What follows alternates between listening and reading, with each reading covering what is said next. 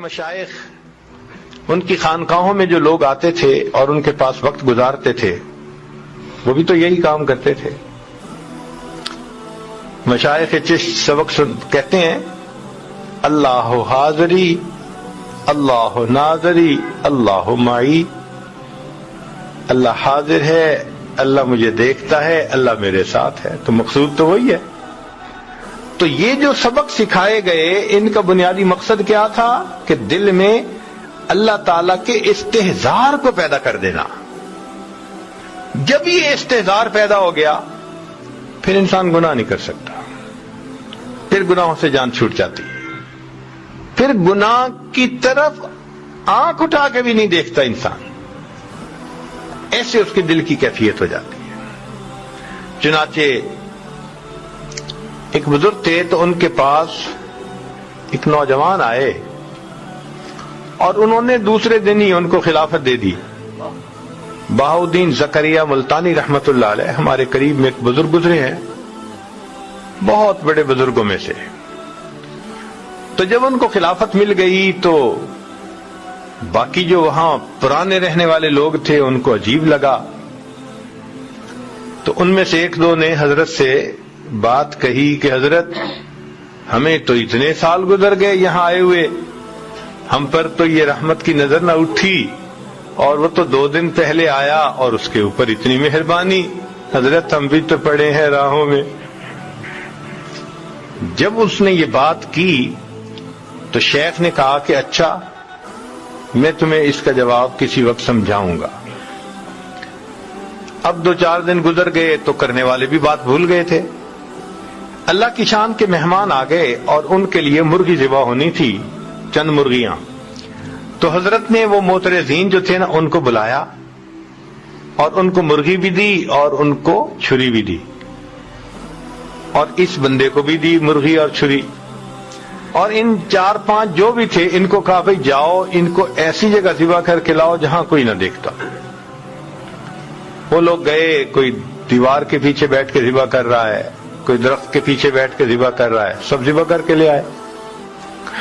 تھوڑی دیر کے بعد وہ نوجوان آیا تو دیکھا کہ مرغی بھی زندہ ہے اور آنکھوں میں آنسو بھی ہے.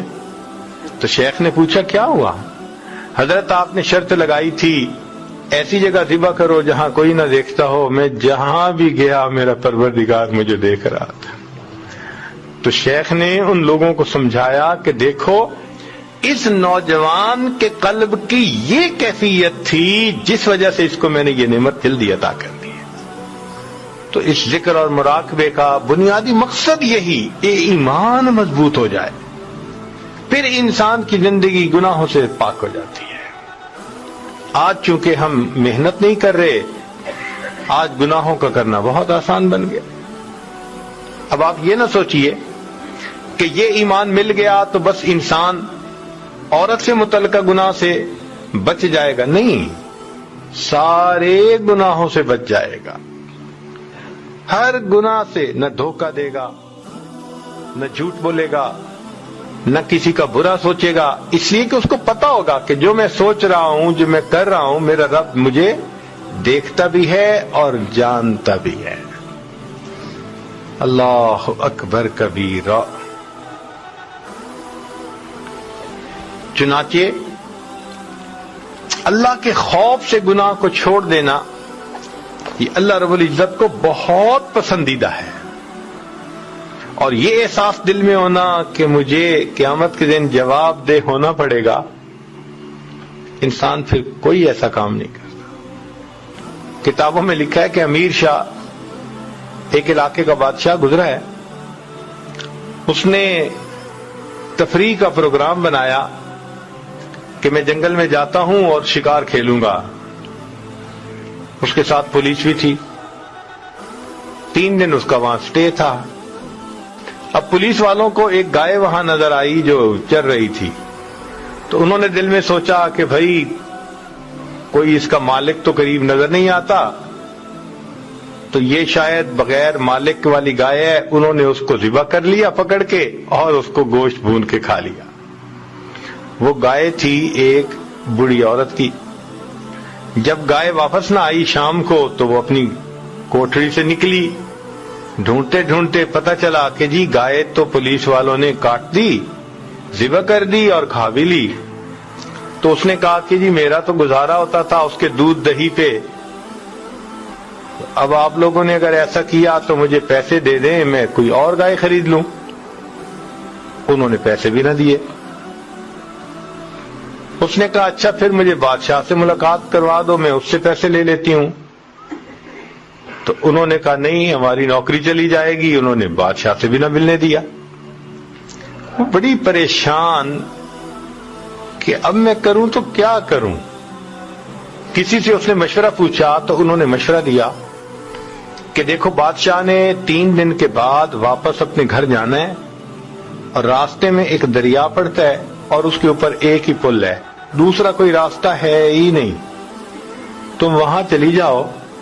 جب بادشاہ کی سواری پل سے گزرنے لگے تو تم کھڑی ہو جانا اور بادشاہ کو روک کر اپنی بات کر دینا، بادشاہ تمہیں گائے کی قیمت دے دے گا۔ وہ بڑھیا وہاں پہنچ گئی۔ اب تیسرے دن جب امیر شاہ اس جگہ پر آیا،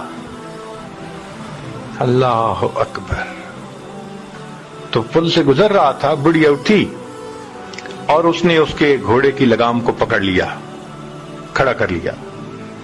تو امیر شاہ نے پوچھا اماں کیوں میری سواری کو کھڑا کیا؟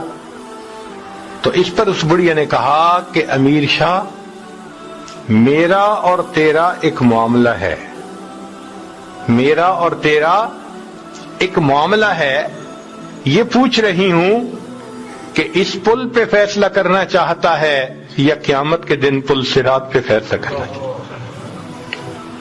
کہتے ہیں جب بڑھیا نے یہ بات کی امیر شاہ کانپ گیا، نیچے اترا، اماں کیا بات ہے؟ اس نے پورا واقعہ سنایا۔ امیر شاہ نے 7 گایوں کی قیمت دی اور دیکھے کہا اماں اسی پل پہ معاف کر دینا، پل صراط پہ میں جواب دینے کے قابل نہیں۔ تو جس بندے کے دل میں یہ ایمان مضبوط ہوگا وہ کیوں دھوکہ دے گا کسی کو؟